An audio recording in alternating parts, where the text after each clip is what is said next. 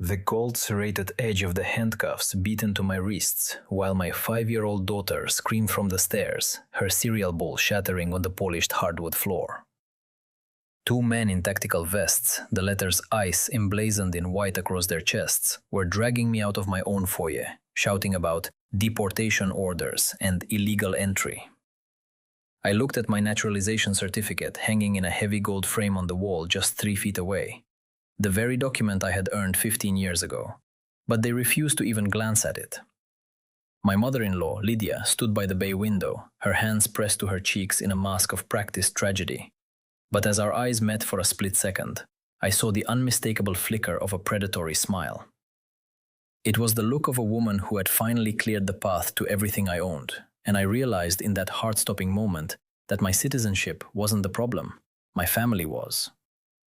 Before the world collapsed into a blur of sirens and shouted commands, my life had a rhythm that felt unbreakable, a melody composed of hard work and hard-won peace.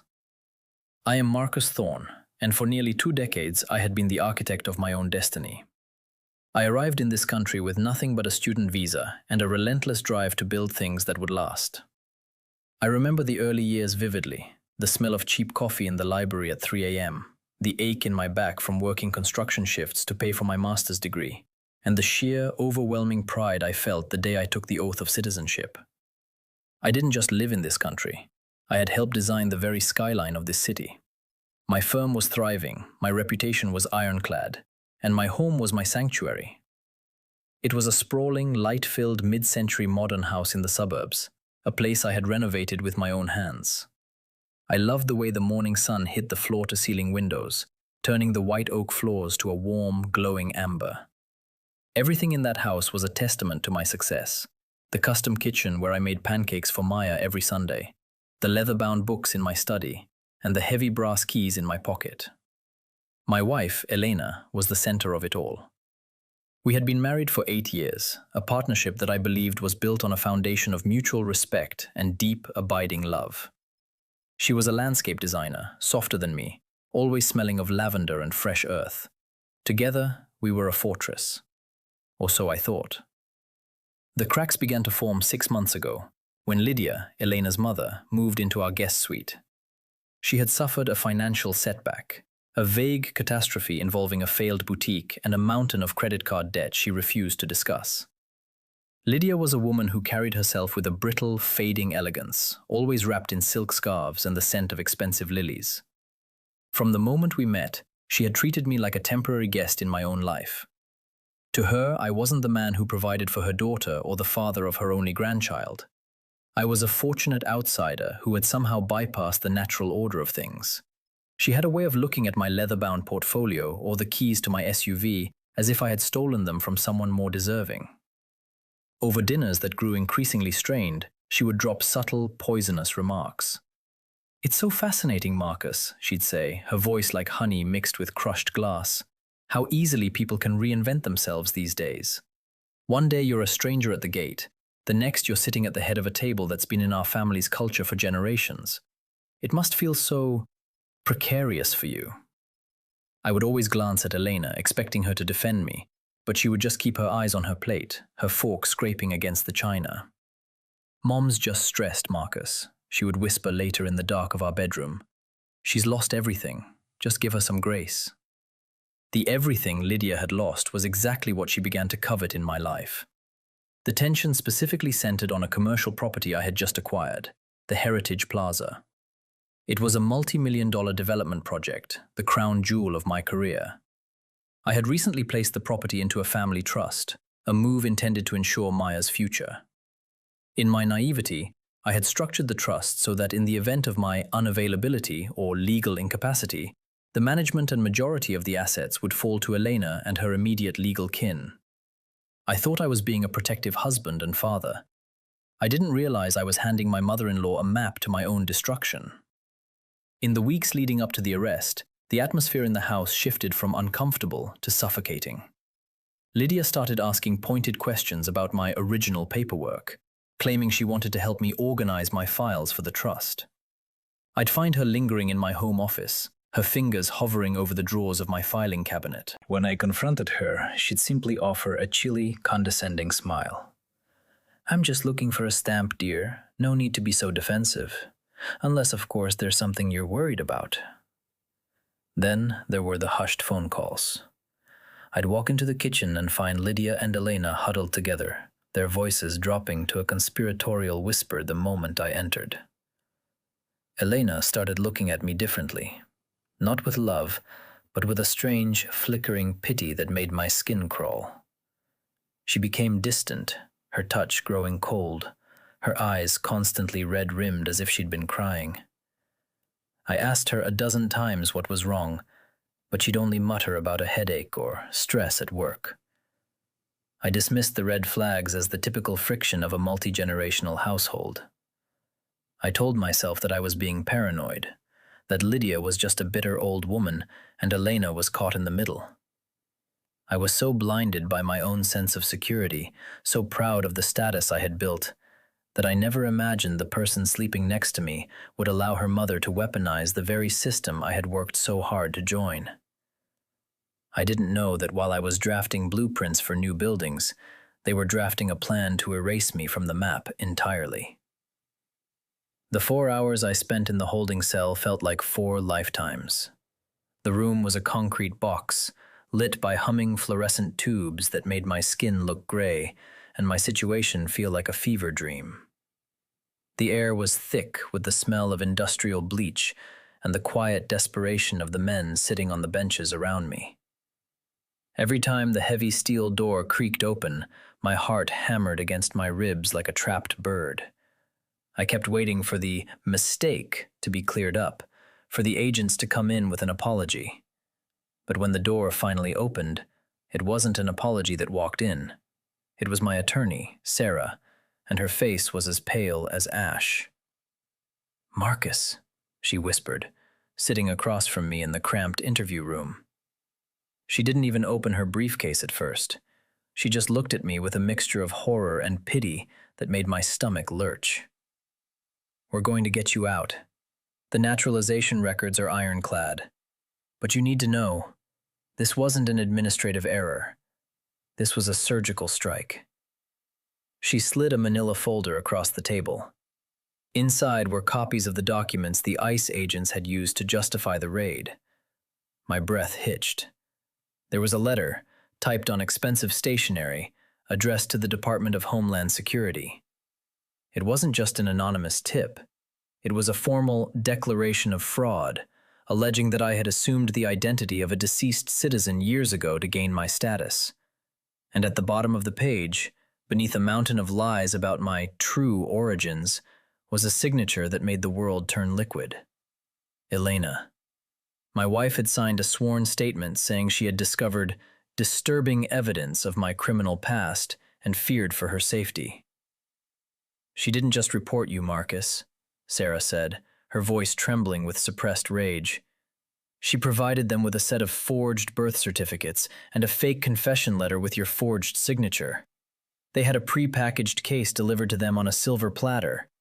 And while you were sitting here, I got a notification from the county clerk. The Heritage Plaza Trust? It's been modified. Lydia was added as an emergency co-trustee 2 days ago, citing your legal instability." The shock was so violent it was physical. I felt a cold, sharp pain bloom in the center of my chest, radiating outward until my fingers went numb. I couldn't breathe. The woman I had built a life with, the woman who had watched me tuck our daughter into bed every night, had spent weeks crafting a cage for me. 3 hours later, after Sarah had screamed her way through 3 levels of federal supervisors and produced my original physical naturalization certificate from her own secure vault, I was released. The lead agent didn't even look me in the eye as he handed back my watch and my wedding ring. The ring felt like a piece of radioactive lead in my palm. I didn't call a cab. I drove Sarah's car straight to the house. I didn't care about the legalities or the proper channels anymore.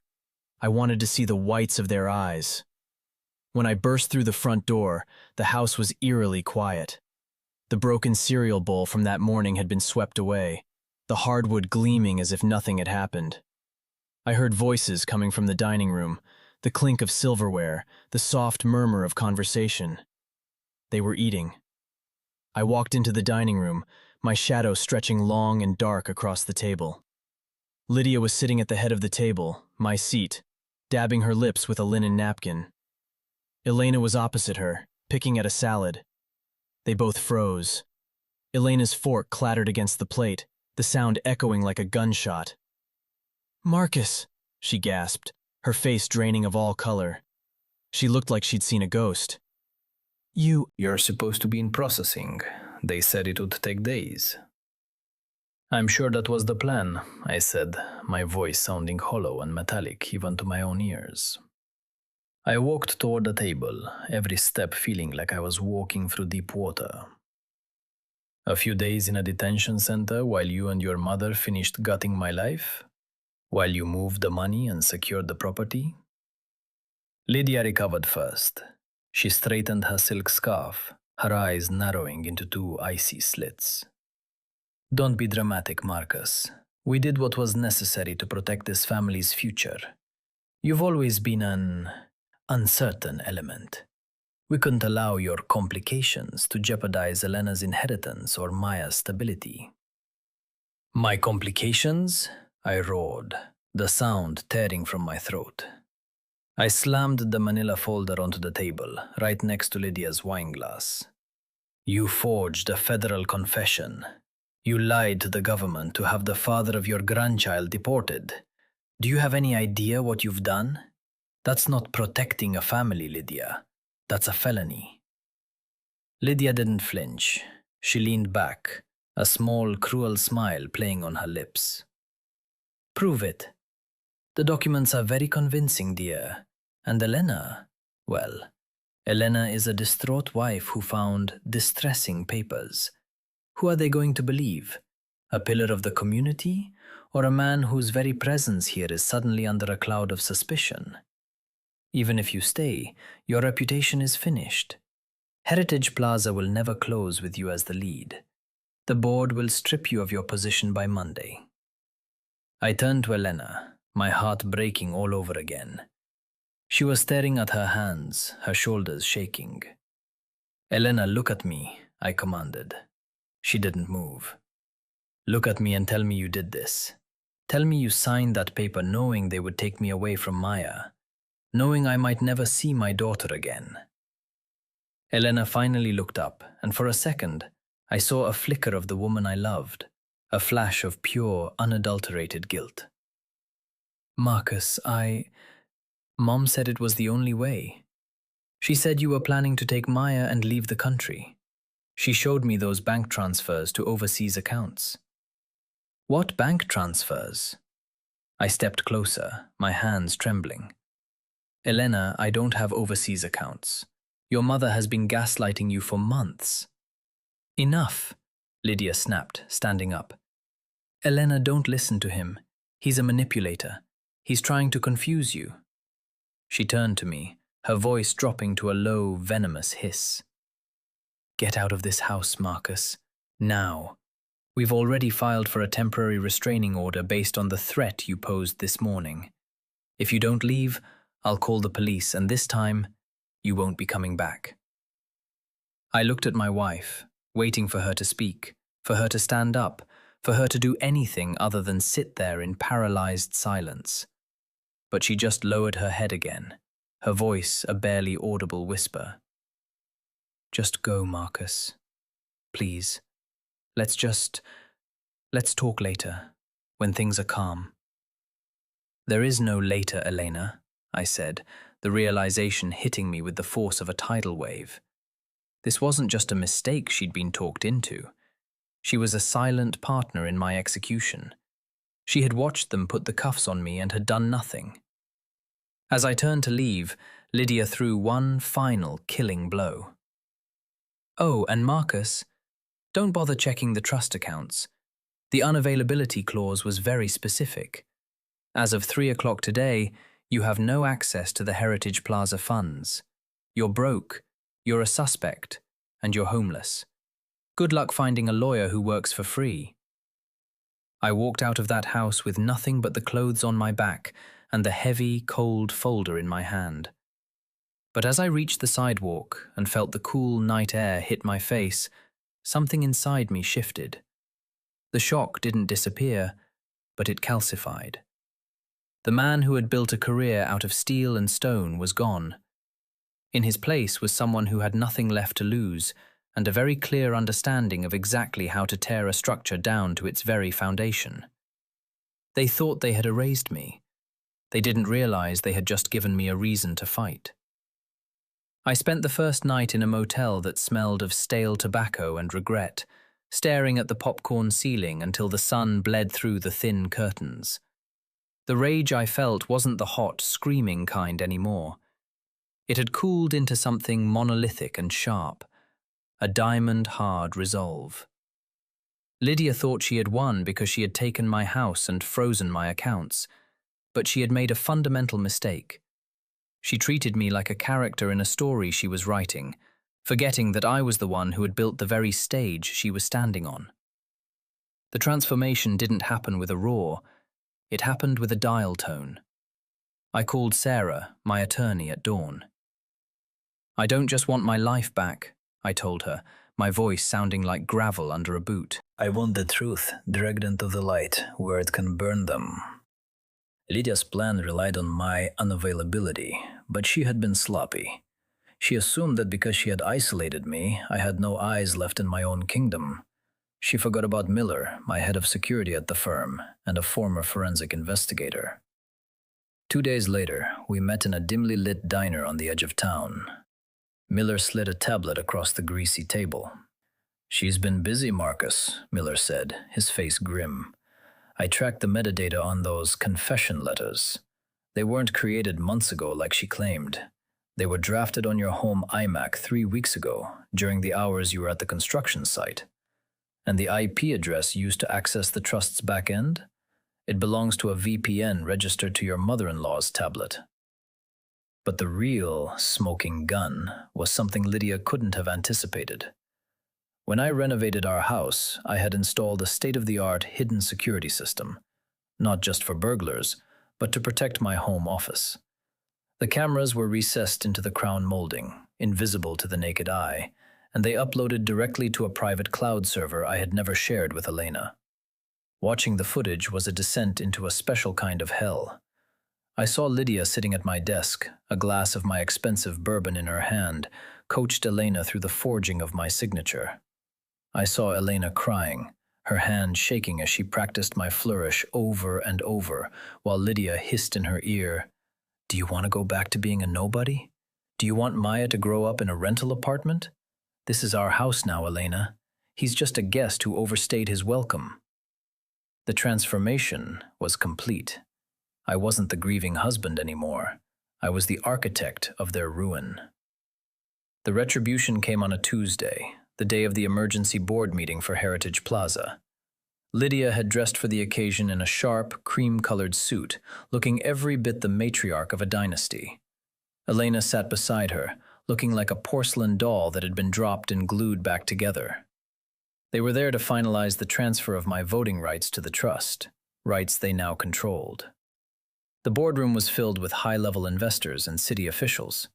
Lydia was mid-sentence, her voice projecting an air of tragic necessity. "It is with a heavy heart that we must address the legal instability of my son-in-law. For the sake of the project." The heavy oak doors swung open. I walked in, followed by Sarah and 2 uniformed officers from the white-collar crime division. The silence that hit the room was absolute. "The project is fine, Lydia," I said, my voice projecting with a calm power that made her flinch. "It's your residency that's about to become unstable." "Marcus, you have no standing here," Lydia shrieked, her mask of elegance cracking to reveal the panicked predator underneath. "Security! Remove this man!" "Actually," one of the officers said, stepping forward, "we're here for you, Miss Sterling. We have a warrant for your arrest on charges of identity theft, document forgery, and filing a false federal report. And Mrs. Thorne, we'll need you to come down for questioning as a primary witness and potential co-conspirator." I walked to the head of the table and opened my laptop, mirroring the feed from my home security cameras onto the giant presentation screen. The entire board watched in stunned silence as the video played. Lydia's voice filled the room, cold and calculating, as she instructed Elena on how to frame me. Elena collapsed into her chair, her face buried in her hands, sobbing. Lydia, however, went down swinging. She lunged across the table, her fingernails clawing at the air. "You took everything. That house should have been ours. You're nothing but a lucky immigrant with a suit." "I am a citizen who built every brick of that house," I replied, leaning in until I was inches from her face. "And you are just a thief who forgot that I keep receipts." The fallout was swift and merciless. Lydia was indicted on multiple felonies. Her previous financial setbacks were revealed to be a string of similar frauds against former business partners. She's currently serving a 5-year sentence in a federal facility. Elena, broken and terrified, took a plea deal, probation and community service in exchange for testifying against her mother. The divorce was finalized 6 months later. I didn't take her for everything. I didn't have to. The trust was restructured, and the house remained mine. But the most important victory was Maya. I fought for and won primary custody. Elena is allowed supervised visits, but the wall between us is now as thick as the concrete I use in my foundations. I stood on my veranda this morning, the same one where I had been handcuffed months ago. The sun was rising, painting the sky in shades of violet and gold. The house was quiet, filled with the soft, steady breathing of my daughter sleeping upstairs. The smell of lavender was gone, replaced by the scent of fresh rain and the pine trees I had planted myself. I looked at the gold-framed naturalization certificate on the wall. It wasn't just a piece of paper anymore. It was a shield I had forged in the fire of betrayal. I lost the woman I thought I loved, but I found the man I was meant to be. I realized then that a home isn't built of wood and stone, and a family isn't just a matter of blood. A home is where you can breathe without looking over your shoulder, and a family is built on the truth. They tried to erase my name, but in doing so, they ensured I would never forget exactly who I am. You can tear down a building, but you can't destroy the man who knows how to build it better the second time around.